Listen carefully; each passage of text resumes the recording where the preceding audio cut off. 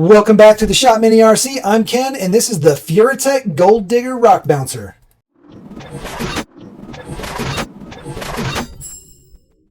It's running the Olympus titanium cage.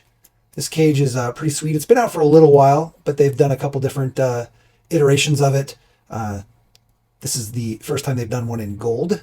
They have a kind of a rainbow colored one. They have a raw titanium.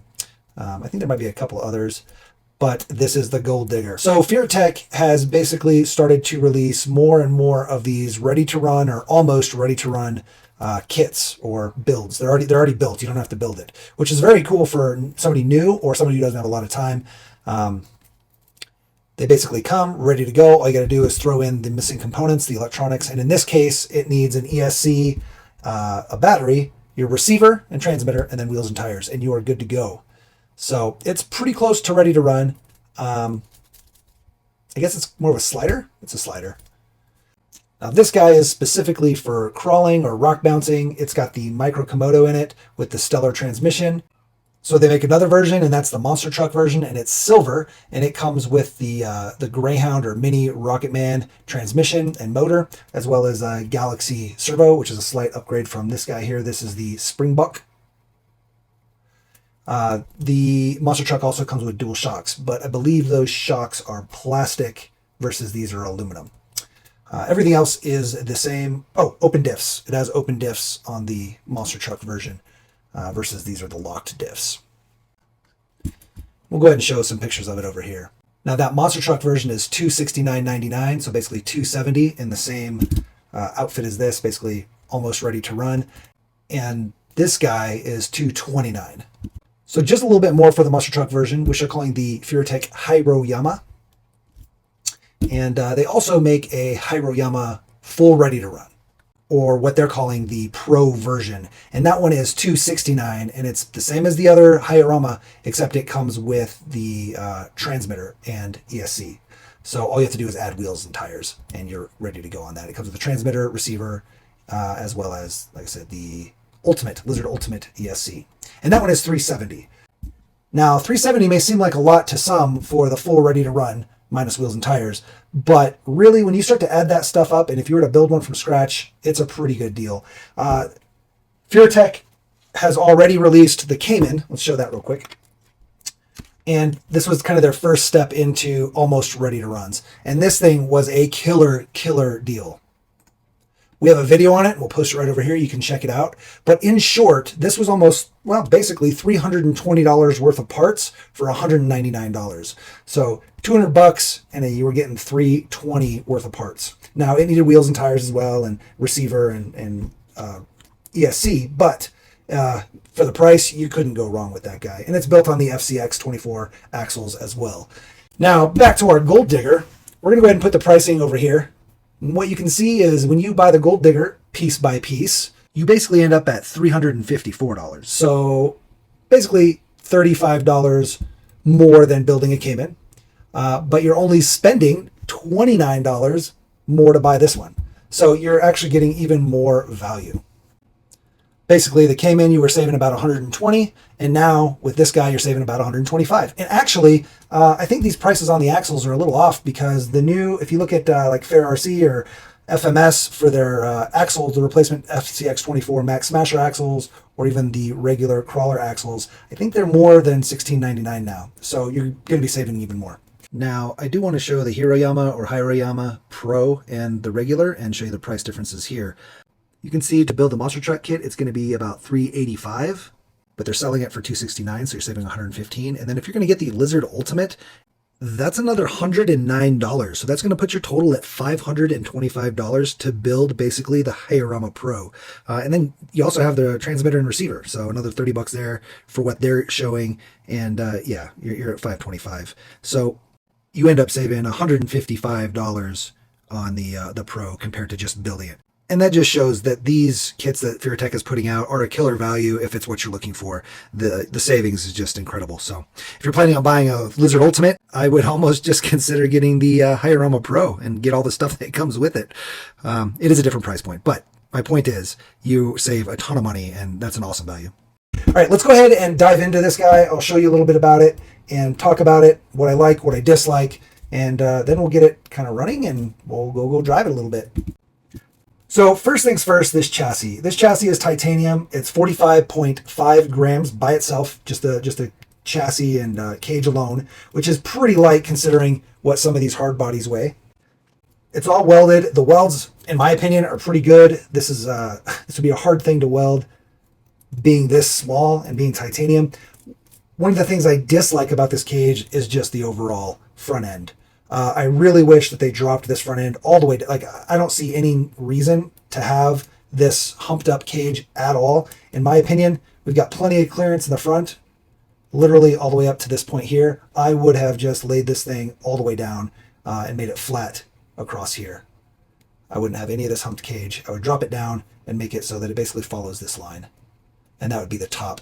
You could maybe go, you know, a millimeter up. That's a lot of extra work though, just to get that little extra rise out of it. But having it flatter makes way more sense.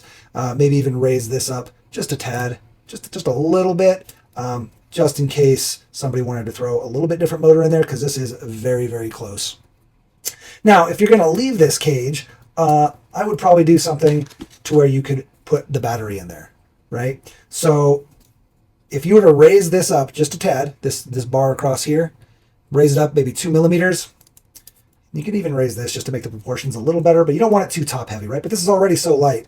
But my point is that if you're going to have this front end, utilize it for a battery. So here, let's get this battery in here and I'll show you what I'm talking about.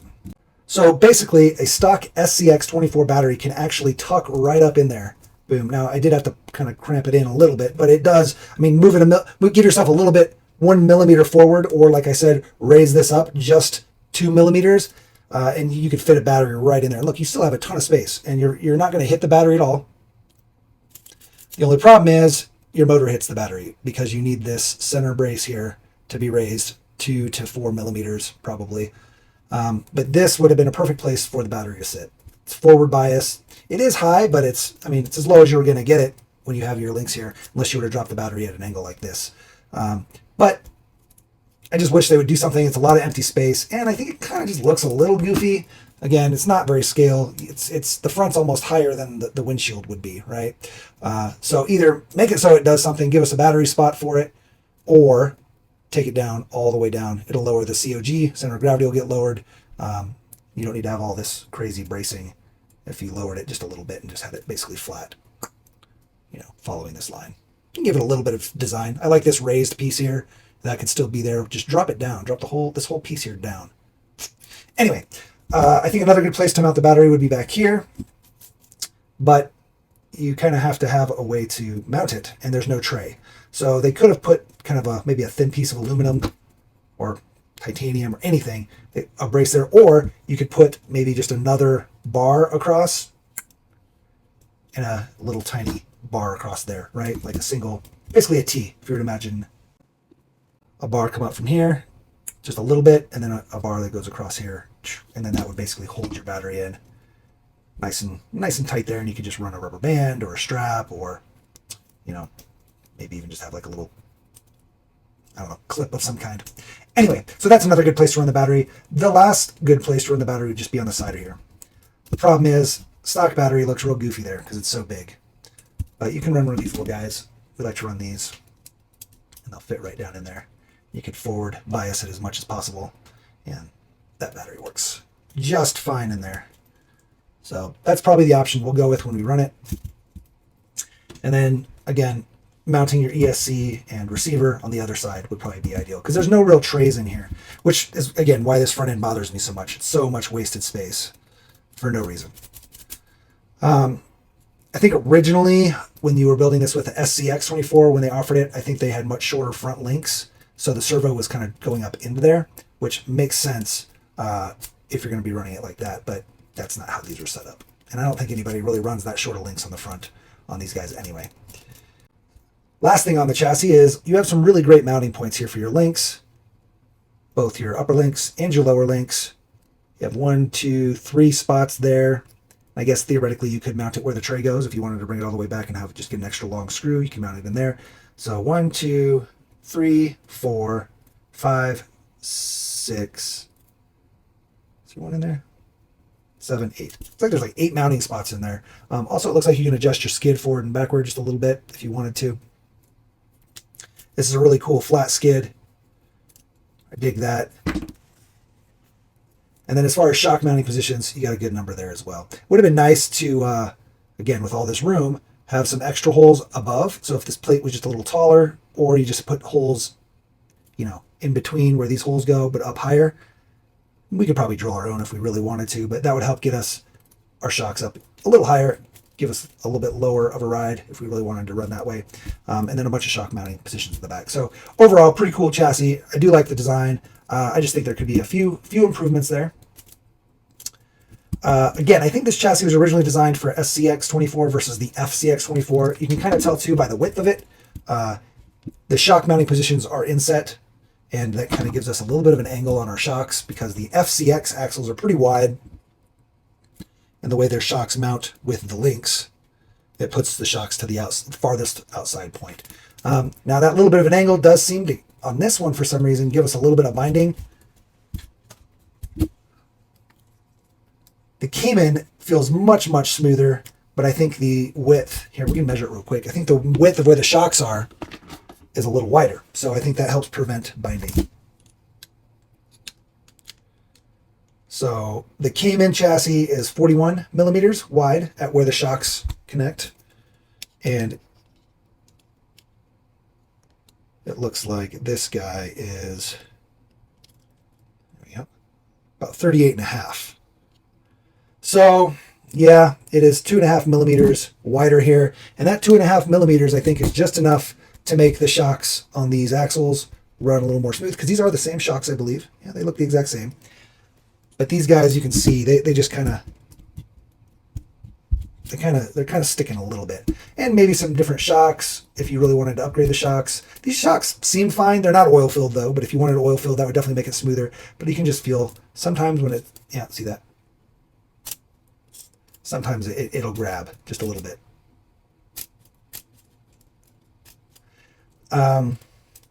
We're going to try readjusting these. We're going to move the shocks back, see if that helps. We might try to put get longer screws and try to put an extra millimeter or two of spacer in there, get the shocks moved out.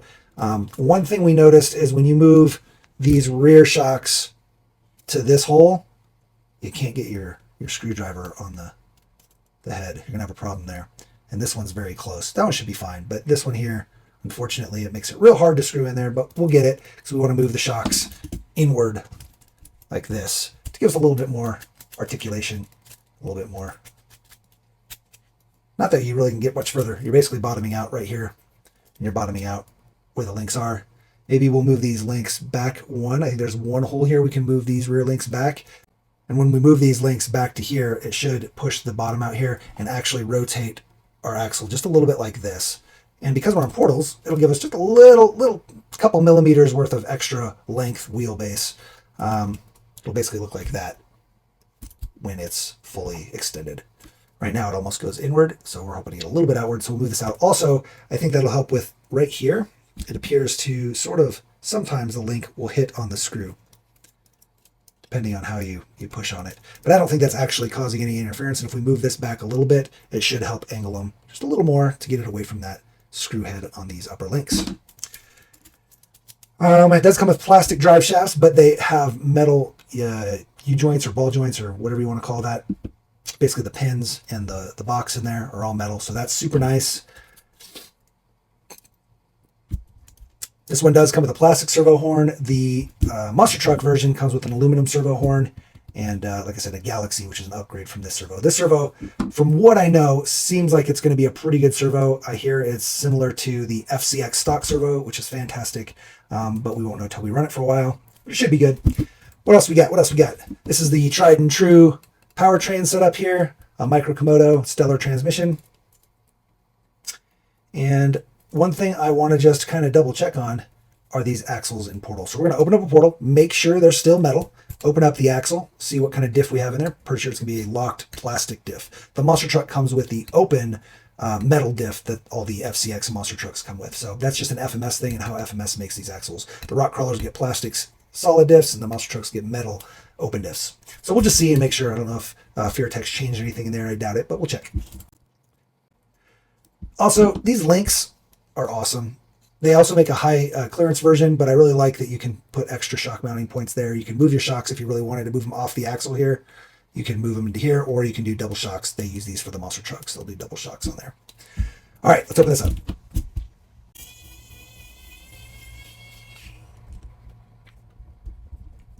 Get our new tool here to help speed up some of these time lapses even more, because we like to show us working on stuff. And a lot of times it's time lapse because it takes forever to unscrew everything. And bead locks, right? Bead locks are the worst. We'll put this is we've got a link to this in our description under our tools that we use, our bench tools or whatever we labeled that as. And ta-da! They are metal. They're a little dry. We probably could use a little bit of grease. Actually, these are very dry. So make sure you grease them up if you're really going to be running hard. I mean, you should always try to grease up any sort of metal on metal gearing. That's an FCX thing, FMS, since that's who's providing these axles.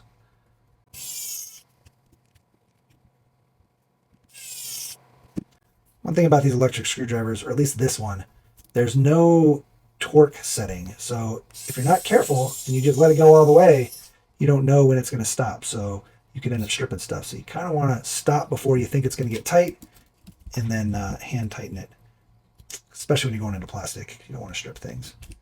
But still a very cool tool. Definitely speeds stuff up. All right, let's go ahead and pull these off.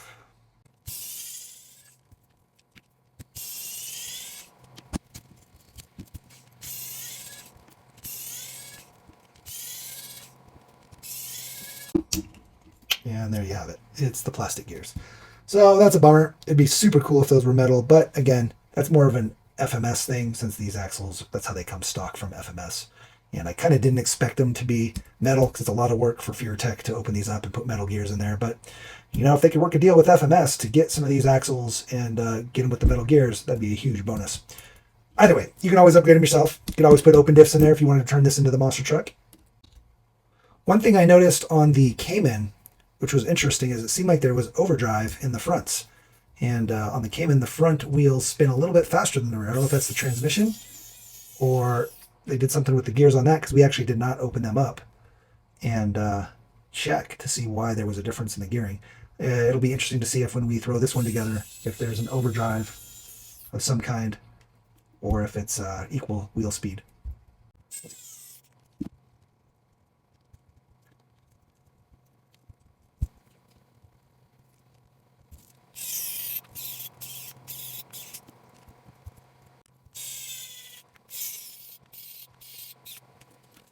Alrighty, so we are going to throw in a Lizard Ultimate and get a battery in there, get a receiver, put some wheels and tires on it, and go run it.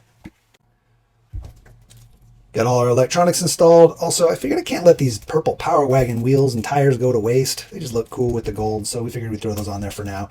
We'll probably eventually put something a little more sticky if we're going to be crawling a lot, but I think we're going to probably run 3S in the back here. And we'll have some good speed. It'll probably, I mean, this motor in the Ultimate, it'll still slow crawl really, really well. But it'll be fun to bash around a little bit. It's a rock bouncer, right? Rock bouncers are fast. So what we're going to do, though, is I want to adjust these shocks. I want to get a little bit more angle. And I want to try to offset them just a little bit. Bring them out. So we're going to need a longer screw. It's going to be rough with the way this is. Hopefully we can get in there, but we're going to get a little bit longer screw and put maybe an extra millimeter or two. Maybe I'll just get a nut and I'll put a nut in there. There's already one, but we'll put an additional one and do the front as well. And that'll help offset just a little bit and try to get these to line up so they don't bind as much, because they're pretty bindy right now. I don't know if it's just these shocks or, again, it's the angle. Like I said, the Cayman is a little wider chassis, so the shocks are a little bit more, vertical. So if we can get these a little more vertical, I think it'll help. And like I said, I want to angle them in like this. A little bit more. Just get us more travel. Lower it a little bit. Alrighty, let's do that. Alright, so here's the original screw there using. It's an M2 by 10. We're going to do an M2 by 12. And we're going to add an extra nut in there. Right now there's just the one, and then the backing nut. We're going to get a second one and Try to space it out like that. All right, so we've got our little rubber O-ring and then 2 nuts. So we're an extra 2 millimeters basically off what we were. We're gonna get it in there now. So I just wanted to show what adjusting this rear link does. We move the rear link back 1 hole, just a tiny bit there. There's the original hole, there's the new hole. And you can see how much further it pushed this back, right? So you can kind of see it's angled right now. So when we move this one back, it'll be straight, but you can see it actually leans the axle back just a little bit compared to this side. I mean, it's hard to tell on camera, but you can definitely see it in person. Like I said, it's gonna rotate the portals out this way, right? It's gonna rotate it that way, and it's gonna make it have just a little bit longer wheelbase because of the portals. So you can see it's slightly angled versus if it were forward, it would be a little bit more like that compared to this, comparing it to this back here, this portal. So we're like that, whereas if it were moved on the original position, it would be more like that. So it's just minor thing, but you can definitely see it. And I think this position is going to be a lot better. You get more clearance between the link and the screw head. You can see that here, right? It also means you're going to get more articulation up before your link hits the actual chassis. Just a little bit more. So definitely recommend moving these back 1. The fronts, I think, are totally fine. They don't hit the other screw because they're so close. You know, they're so far forward. So the front's totally good there. We are going to still move these shocks back. You can see here, we've got these spaced. We have a screw here, screw there, screw there. This screw here will probably work itself back at some point, which will loosen the shock. It'll make the shock have a little bit of play, but we could just add some O-rings in there if we really needed to. Or we can just put a little drip of Loctite on there. This screw and this screw are what's keeping it tight. We Loctited those. It's on both sides. This is a real pain in the butt. That right there is bad design. I guess if we were putting the shocks all the way flush up against, it wouldn't be so bad because you could kind of get it at an angle, but man, that is rough. There's no way. So we basically just had to tighten it here. We hand tightened everything, and then we Loctited it, and then we used, you know, some pliers to tighten this against that, and that's what's holding it. And it's fine. I mean, it works. It's just, it makes it very difficult to work on. So if I were to redesign this chassis, I would try to lower this bar maybe just a little so that you can get a little bit more space in there. Just bring this back a little bit more before you bring it up, or bring it a little higher. Either way, you got to move this forward to right here. It does change the look of the chassis, but again, you almost can't use this most forward mount shock position, which is kind of the one you want to use most, unless you have a real long wheelbase. Anyway, we're going to move the front now. All right, we got all of our shocks repositioned here. These are also very close. It'd be nice to have just a little bit more room in there, especially when we put the extra spacer in there. The screw is basically hitting right on the chassis, but much smoother articulation, no binding at all. I think a lot of it had to do with the angle of the shocks. Just can't angle them as much as they were angled, so this is way better. We also have a little bit more range because we moved them back. So that's good. Back's all done, same thing, just real pain to get in there and work on it because of the way the cross members are here. Another thing about moving these links back a little bit more is you do rotate your axle and your drive shaft faces down just a little bit more than I'd like. So I don't know, we'll run it like this for a little bit. And if we notice it kind of getting caught up, or especially if our drive shaft pops out, then we will move these back one more. The only problem is, like I said, they kind of hit on these screws, and it limits your rear articulation because it hits on the chassis. And the further back you move these, the more it's going to hit the chassis and limit it. So ideally on this chassis, and maybe we still will, we would cut out just a little notch here, just a little notch. Go just a little bit, and that would let our links drop all the way up in. Not that you need a ton of articulation, but, and it's fine. We like it like this. This is totally fine as long as our drive shaft doesn't pop out. Another thing you could do is try to shorten these links or bend them. I don't know what these are made out of. I think they're aluminum, so we should be able to bend them if we wanted to. You can just put a little bit of a bend. It would shorten them up a little bit and maybe get some more clearance. Or you could try to lengthen these. I wish there was, kind of wish that this had a little bit more here. This piece came out just one more. It wouldn't hit anything. It wouldn't be in the way, but if you just had this tab come out a little bit, it would be harder to manufacture. But then you could have one more spot for a screw You can adjust, these would be more adjustable as well. Problem is, no, yep, that'd work, that'd work. I was worried that your screw might hit this link, but you should be fine because these should, theoretically, these rear links should be angled a little bit like this. Just a little bit. So that means the further back this goes, the more clearance we'll have in here. Anyway, all right, we're all together. We're going to throw this big old mofo in there. Hopefully, yeah, we should be good with our screws. That should just drop right in there. It stops on our ESC. We had mentioned maybe putting a little tab in there to stop a battery. This one's kind of hitting on our ESC, so we're good. It shouldn't slide forward too much. Oh, it does go in a little further. Actually, you know what? We could push this in even better. We'll just drop it in there like this. I don't want it sliding out the back is the only problem. We'll make it work. Maybe we'll just do something like that. Just don't want the battery sliding out. All right, so we'll do it like that. Let's plug this guy in.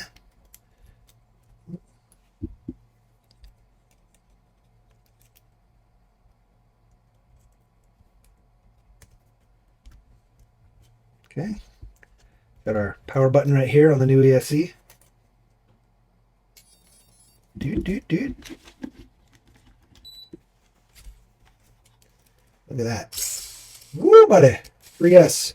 So we still have really good slow crawl. You just got to be very ginger on the remote. But yeah, look at that. Still got really good slow crawl.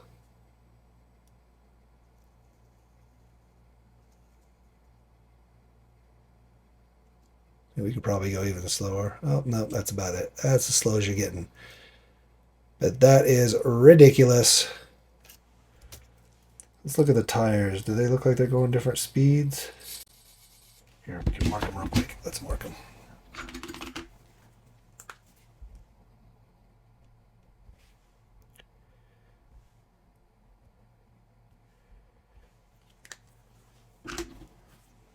Let's see if they go at different speeds here. No, looks like we are pretty much the same. Yep. So no overdrive, which is interesting because the Cayman had overdrive. I'll show you that. So here's the Cayman. Watch this. This is the front. You can see that front mark is definitely spinning faster than the rear, and eventually it'll catch up, right? Oh, we already passed one. Let's do a little more here. There you go. Oh, back up a little. Hold on. I'm trying to get them to line up. There you go. But that front will end up bypassing the rear. This is the front, just so you're clear. Let's see, that front mark will start to spin faster. See how it's actually starting to pass it up? So we do have an overdrive in the Cayman. Now, how they're accomplishing that, I'm not sure. It must be different, either different portal gears. I think it's different portal gears is how they did it on this one. So, oh yeah. Yeah, I think it's running different portal gears. But you do get overdrive on this one. The monster truck obviously won't have overdrive, and this guy doesn't have overdrive. Still, let's go run this thing. It's pretty awesome.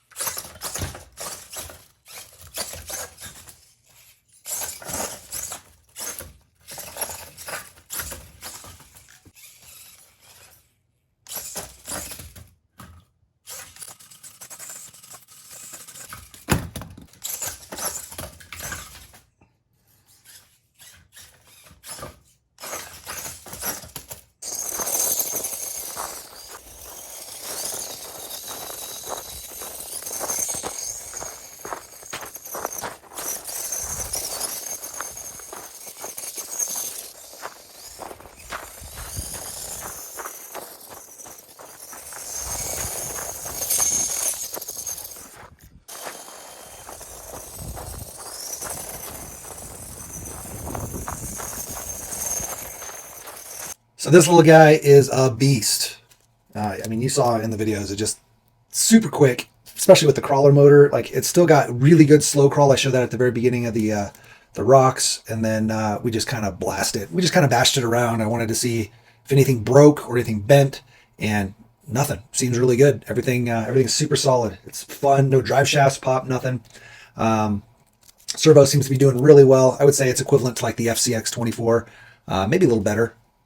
It looks very similar, so I don't know. It might be the same manufacturer in the grand scheme of things, but either way, it seems like it's holding up okay. You can see we're still pretty dirty here.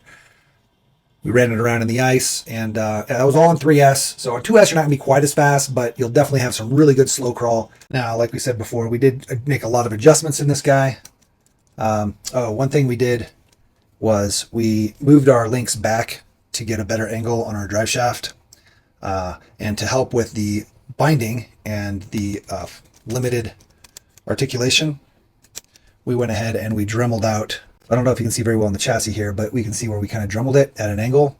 So the links will now go up into that, and we basically now bottom out our shocks, or the rear is hitting on the chassis there. So we get our maximum amount of articulation or flex or travel, really.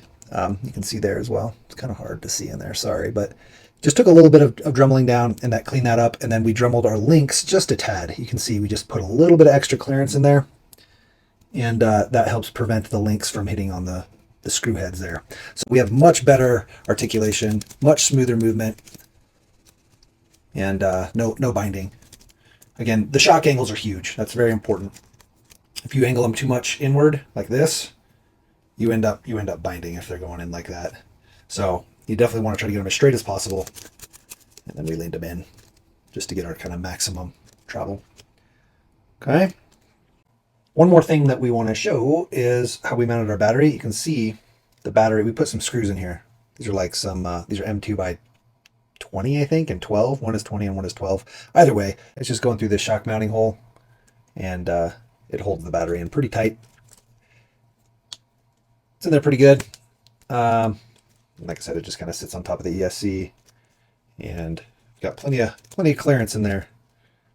The battery doesn't get hit by the drive shaft.